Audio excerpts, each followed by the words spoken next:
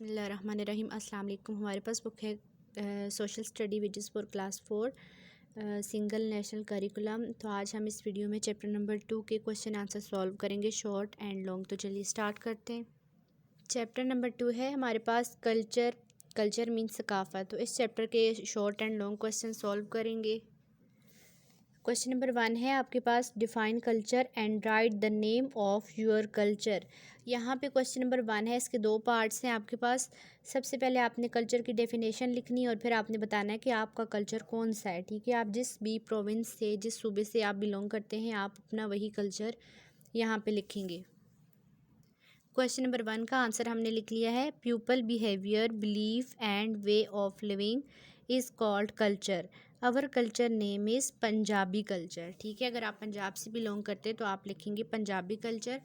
अगर आप सिंध से बिलोंग करते हैं तो आप लिखेंगे सिंधी, पंजाबी या केपी के, इस तरह से जिस भी सूबे से आप बिलोंग करते हैं आप उसका लिख देंगे।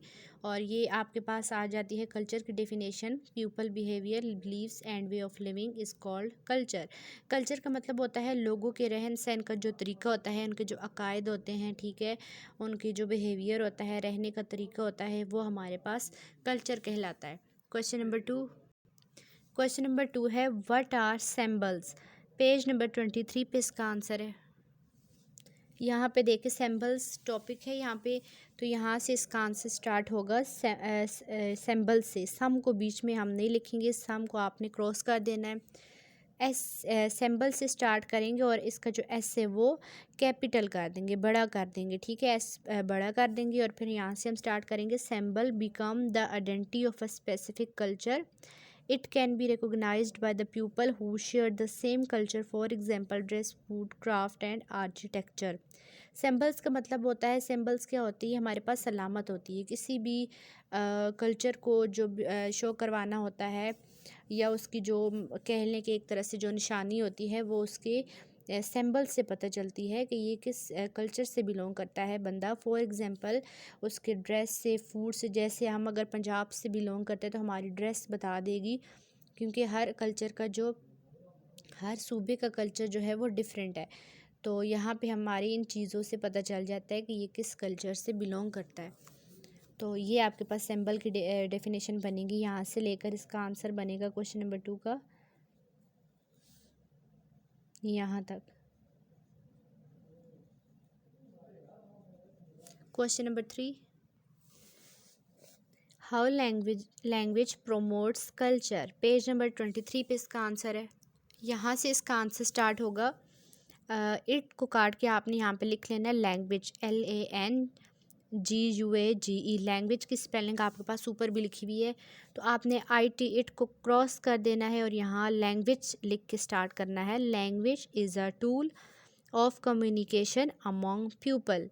ठीक है, ये क्वेश्चन नंबर 3 का आंसर बनेगा आपके पास, यहाँ से लेकर यहाँ तक, और फिर आप दोबारा लिखेंगे यहाँ से लेकर यहाँ तक। और ये क्वेश्चन नंबर 3 आपके पास बन रहा है ना। ठीक है, तो ये इस तरह के कि आपने लाइन में से इसका आंसर निकालना होता है, पॉइंट्स बना के। तो हमने बताना है कि लैंग्वेज किस तरह से प्रमोट करती है कल्चर को। तो सबसे पहले हमने बता दिया कि language is a tool of communication among the people. ठीक है, ये एक टूल होती है, लोगों के दरमियान बातचीत का ज़रिया बनती है लैंग्वेज। उसके बाद आपने यहाँ से लेकर यहाँ तक अगेन ये सेकंड लाइन ये लिखनी है, it helps to transfer culture to the next generation. ठीक है, लैंग्वेज क्या करती है, ये ट्रांसफ़र करती है कल्चर, एक नस्ल से दूसरी नस्ल में मुंतकिल करती है। तो ये आपने इसका क्वेश्चन नंबर 2 का आंसर, 3 का आंसर लिखा है। Question number 4, list the components of culture. Page number 23 पे इसका आंसर है। यहाँ पे आप देखें, हमने क्या बताना है, कल्चर के कंपोनेंट बताने। तो आप यहाँ से लिखेंगे इसका आंसर ऊपर पहले थोड़ा सा लिख लेंगे कि कंपोनेंट ऑफ कल्चर आर, और कॉलन डाल के आपने जस्ट नेम राइट कर देने हैं, सिंबल्स, नंबर वाइज आपने इसको लिखना है कॉपी पे, 1 और फिर उसके बाद 2 लैंग्वेज, थर्ड नंबर पे आ जाएगा वैल्यूज़, फोर्थ नंबर पे आ जाएगा बिलीफ और फिफ्थ नंबर पे आ जाएगा नॉर्म्स। ठीक है, तो ये आपके पास कंपोनेंट आ जाएंगे कल्चर के। टोटल कितने कंपोनेंट है कल्चर के? 1 2 3 4 एंड 5, 5 इसके कंपोनेंट है। क्वेश्चन नंबर 5 स्टार्ट करते हैं। Norms are the standard of a society, justify the statement. Page number 23 पे इसका आंसर है। क्वेश्चन नंबर 5 का आंसर यहाँ से स्टार्ट होगा। नॉर्म्स का टॉपिक ये है आपके पास। नॉर्म्स आर द रूल्स और standard of a society, every society has some norms. उसके बाद फिर आपने बताना है for example celebrating the mehndi function is a norm set by the people. ठीक है, नॉर्म्स क्या होते हैं? ये हर सोसाइटी के अपने अपने नॉर्म्स होते हैं जो उन्होंने खुद से सेट किए हुए होते हैं और फिर उसके अकॉर्डिंग वो लोग चल रहे होते हैं। जैसे कि अगर किसी की शादी हो तो उसमें मेहंदी का जो फंक्शन है ये लोगों ने खुद से उसको क्या किया हुआ है, बना के रखा हुआ है और उसको फिर सेलिब्रेट उस पर किया जाता है, उसको परफॉर्म किया जाता है इस फंक्शन में। ठीक है, तो यहाँ से इसका आंसर होगा फिफ्थ का।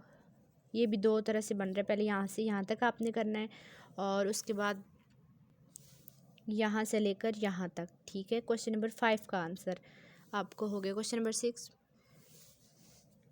What is interfaith harmony. Page number 25 पे इसका आंसर है। पेज नंबर 25 पे लास्ट पैराग्राफ में देखें, इसका आंसर बनता है क्वेश्चन नंबर 6 का। ये क्वेश्चन नंबर 6 है और इसको 5 गलती से लिखा हुआ है जी। यहाँ से स्टार्ट होगा। Interfaith harmony, interfaith harmony is a condition in which people of different religions respect each others believe. ठीक है, यहाँ से लेकर पेज नंबर 25 पे है, यहाँ से यहाँ तक क्वेश्चन नंबर 6 का आंसर बन रहा है। क्वेश्चन नंबर 7 है differentiate between verbal and non verbal means of communication. Page number 28 पे इसका आंसर है। पेज नंबर 28 पे आ जाए। यहाँ पे देखें, ये आपके सामने कुछ हायरार्की इस तरह से बनी हुई है। यहाँ पे इन्होंने बताया हुआ है कि फॉर्म ऑफ कम्युनिकेशन, कम्युनिकेशन के आपके पास मेन 2 फॉर्म्स हैं। ठीक है, वर्बल कम्युनिकेशन और फिर नॉन वर्बल कम्युनिकेशन। फिर आगे फर्दर उनके पार्ट्स आ जाते हैं, वर्बल कम्युनिकेशन में क्या क्या है और फिर नॉन वर्बल में क्या क्या चीज़ है। तो आपने जैसे यहाँ पे ये हायरार्की बनी हुई, इसको आपने इसी तरह से एज इट इज़ फॉलो करना है। ठीक है, आपने जस्ट यहाँ पे थोड़ा सा ये 2 वर्ड्स ऐड करने हैं, वर्बल कम्युनिकेशन वेज आर और non verbal communication ways are.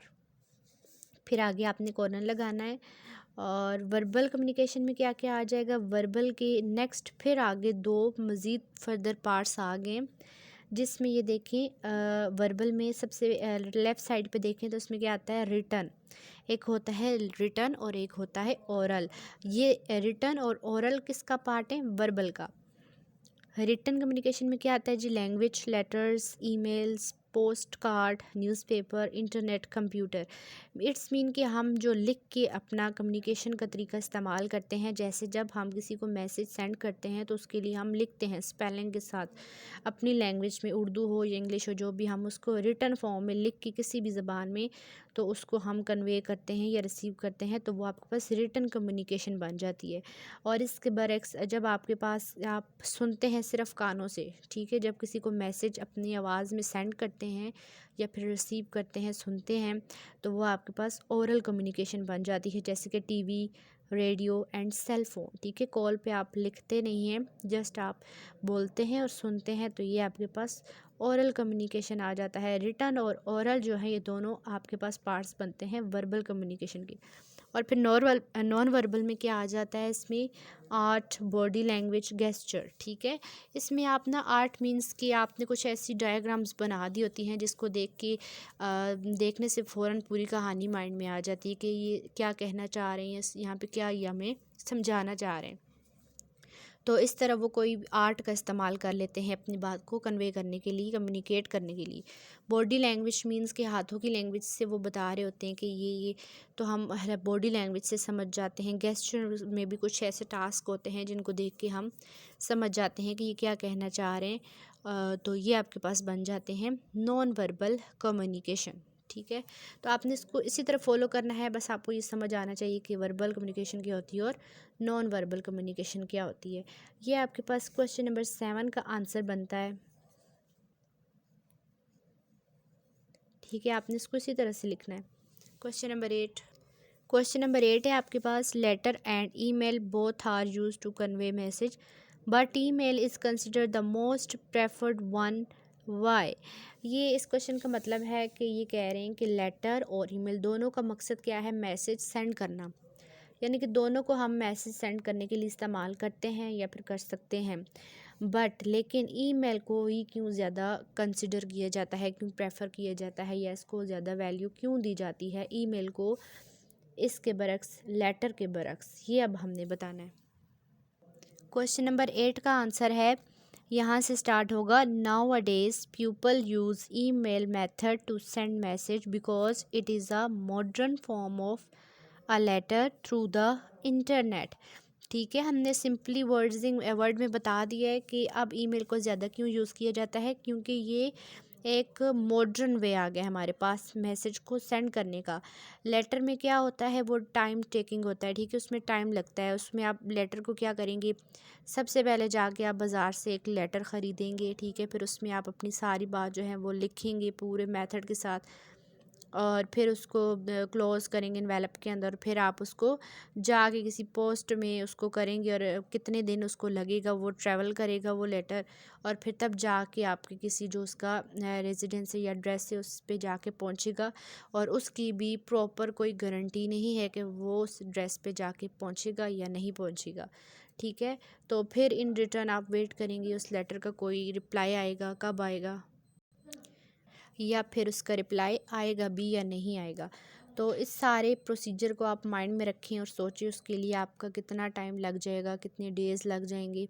ठीक है, और उसके बरक्स आप ईमेल के बारे में सोचें, जैसे ही अगर आप किसी को मैसेज सेंड करना चाहते हैं तो आप फ़ौरन उसका जो ईमेल एड्रेस है वो ओपन करेंगे और जाके अपना मैसेज राइट करेंगे और उसको इंटरनेट की हेल्प से फ़ौरन क्लिक करके सेंड करेंगे, और उसी वक्त वो उस बंदे को कन्वे हो जाएगा और वो रिसीव कर लेगा और आपको इन रिटर्न आपको उसका रिप्लाई दे देगा। तो इन दोनों में कितना डिफरेंस है, तो यही वजह है कि अब हम लेटर की बजाय ईमेल को यूज़ करते हैं, क्योंकि ये लेटर की एक नई शेप आ गई, एक न्यू उसका वर्जन आप समझ लें वो आ गया, तो इसको इसलिए प्रेफर किया जाता है ईमेल को। Question number 9, name the languages spoken in Khyber Pakhtunkhwa. Khyber Pakhtunkhwa में कौन सी लैंग्वेजेस बोली जाती हैं। पेज नंबर 24 पे इसका आंसर है। यहाँ से इसका पेज नंबर 24 पे आंसर है इस पेज पे। यहाँ से आप स्टार्ट करेंगे, the languages spoken in Khyber Pakhtunkhwa are Pashto, Hindko, Chitrali. ये 3 लैंग्वेजेस जो हैं वो खैबर पख्तूनख्वा में बोली जाती हैं। यहाँ से यहाँ तक क्वेश्चन नंबर 9 का आंसर बनेगा। Question number 10, how can patriotism make you a better Pakistani. Question number 10 का आंसर हमने लिख लिया है, a good patriot will respect, love, support and feels and try to enhance the country pride. ठीक है, ये आपका सिंपल वर्ड्स में आंसर है इसका, a good patriot will respect, love, support and feels and try to enhance the country pride. ठीक है, जो एक गुड हुब्बुल वतनी आदमी जो होता है वो क्या करते हैं, अपने मुल्क के लिए ऐसे काम करता है कि जिससे उसे फ़ख्र महसूस हो और वो अपने मुल्क के लिए अच्छा सोचता है और उसकी रिस्पेक्ट करता है। जी स्टूडेंट, शॉर्ट क्वेश्चन कंप्लीट हो चुके हैं। इसके टोटल 10 क्वेश्चन थे और 10 हमने इनके आंसर फाइंड कर लिए। अब लॉन्ग क्वेश्चन है आपके पास। सबसे पहला लॉन्ग क्वेश्चन आपका आ रहा है, explain the components of a culture. पे 23 पे इसका आंसर है। यहाँ पे आप देखें कल्चर का टॉपिक है और ये सारे इसके कंपोनेंट्स हैं। ठीक है, जो शॉर्ट क्वेश्चन में हमने क्या किया था, सिर्फ इनके नाम लिखे थे, अब हमने इनकी डिटेल लिखनी है और इसका मेरा मकसद है आपको सोल्यूशन बताना। बाकी आप अपनी क्लास की बच्चों की कंडीशन को देख के इस क्वेश्चन को शॉर्ट भी करवा सकते हैं। लॉन्ग मीन्स कि इतना लॉन्ग भी ना हो कि बच्चों को याद करने में मुश्किल हो। तो आप यहाँ से स्टार्ट करेंगे, component of a culture are symbol. Symbol से यहाँ से आप देखें साथ मैंने लिखा वो भी है 1 लॉन्ग। क्वेश्चन नंबर 1 जो लॉन्ग क्वेश्चन है उसका आंसर यहाँ से स्टार्ट होगा और ये सारा एंड तक उसका आंसर है ये वाला, ये भी मैंने लिखा है यहाँ पे, यहाँ तक इसका आंसर बनता है। ठीक है, अब आपने ये सारे पॉइंट्स बच्चों को लाजमी लिखवाने हैं, सैम्बल्स लिखवाना है और इसकी आप यहाँ से स्टार्ट करवाएंगे, सैम्बल से स्टार्ट करवा के आप ये कंप्लीट ही आएगा। उसके बाद लैंग्वेज का जो आप सिर्फ एक लाइन यहाँ तक बच्चों को करवा दें, it is the tool of a communication among the people. उसके बाद वैल्यूज़ आप यहाँ से स्टार्ट करवाएं बच्चों को और यहाँ तक करवा दें, या बेशक आप मज़ीद कुछ लाइंस और ऐड करवाना चाहते हैं तो आप पूरे पैराग्राफ से जहाँ तक मर्ज़ी आप ऐड कर सकते हैं। और बिलीफ का देख लें, बिलीफ का भी यहाँ से स्टार्ट करें और यहाँ पे इसको एंड कर दें। फिर उसके बाद नॉर्म्स आ जाता है, नॉर्म्स को भी यहाँ से स्टार्ट करवाएं यहाँ तक, और फिर ये फॉर एग्जांपल वाला भी करा दें क्योंकि ये बच्चों ने शॉर्ट में किया हुआ होगा।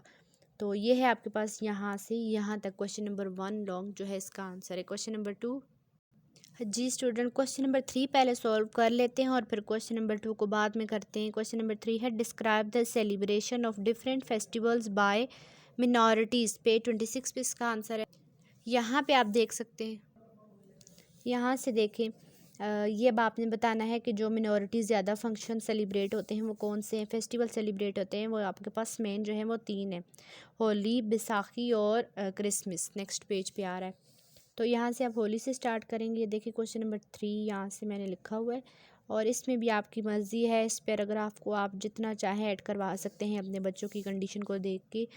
यहाँ से ये होली से स्टार्ट होगा, पेज 26 है। Holi is a festival celebrated by the Hindus. It is also known as the Festival of Colors. It is organized to celebrate the victory of the good over evil. ठीक है, यहाँ तक आप करा सकते हैं, आगे भी। उसके बाद सेकंड आप ये करवाएंगे Baisakhi. Baisakhi 6 celebrate the festival of Baisakhi. This festival mark the new year of 6। On this day they cook different kinds of food. यहाँ तक, और फिर नेक्स्ट पेज पे आ जाएं। नेक्स्ट यहाँ पे क्रिसमस का आप स्टार्ट करेंगे इधर से। It is celebrated by Christian throughout the world as the birth of Prophet Isa alayhi salam on 25th December every year। यहाँ तक क्वेश्चन नंबर जो 3 लॉन्ग है उसका आंसर यहाँ पे एंड हो जाएगा। जी मैंने आपको बताया है कि आप चाहें तो फुल पैराग्राफ भी ऐड करवा सकते हैं, ये आप पे डिपेंड करता है। क्वेश्चन नंबर 2 को करते हैं solve. Read the question number 2. How are the means of communication necessary? Means of communication means के जो जिसके थ्रू हम बातचीत करते हैं या एक दूसरे से कम्युनिकेट करते हैं, अपने मैसेज को सेंड करते हैं, रिसीव करते हैं, तो ये किस तरह से नेसेसरी हैं यानी कि ज़रूरी हैं, ये हमने बताना है। जी स्टूडेंट, क्वेश्चन नंबर 2 जो लॉन्ग क्वेश्चन है उसका आंसर यहाँ से बनेगा। यहाँ से क्वेश्चन नंबर 2 है how are the means of communication necessary. यहाँ से इसका आंसर है the communication brings people together closer to each other. The communication is an important management function closely associated with all other managerial functions. It bridges the gap between individuals and groups through flow of information and understanding between them। ये इसका answer बनेगा।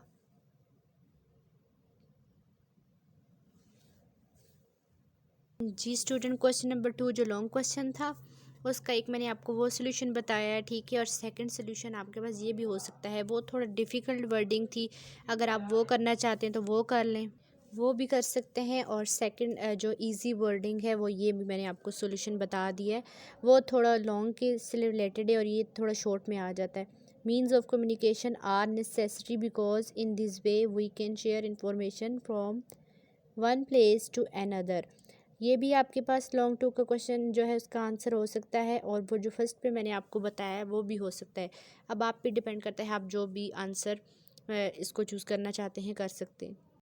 जी student, chapter number 2 के long and short question complete हो चुके हैं और एक video में मैंने इसके MCQs भी करके बता दिए। और इससे अगर इससे रिलेटेड कोई भी आपका क्वेश्चन हो तो आप कमेंट में लाजमी पूछिए। चैनल को सब्सक्राइब करना मत भूलिएगा, अपने फ्रेंड्स के साथ भी शेयर करें। Thank you so much.